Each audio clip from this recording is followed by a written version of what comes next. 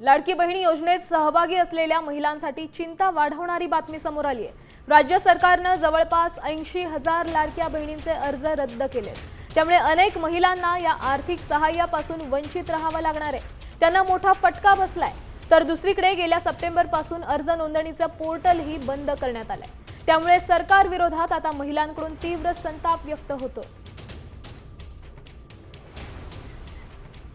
गरज सरो वैद्य मरो ही भूमिका या सरकारच्या ठायी आहे आणि लाडकी बहीणला 1,500वरून 2,100 रुपये देणारे घोषणा करून मतांचा डल्ला मारणारं जे सरकार आहे त्या सरकारने त्याचं 2,100 तर केलेच नाही, मात्र ज्यांना काही हप्ते मिळाले त्यातही मोठ्या संख्येवर लाडक्या बहिणींची संख्या कमी केली आणि आता नव्यानं त्यामध्ये समावेश ते कोणाचाही करत नाही। याचा अर्थ की ते पुढे ही योजना बंद करतील।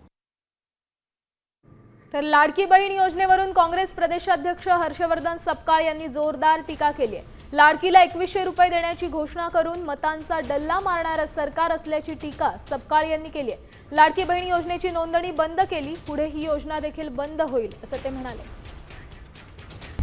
आता isakal.com आहे देशातील नंबर 1 ची मराठी न्यूज वेबसाईट। प्रत्येक अपडेटसाठी isakal.com ला नक्की भेट द्या।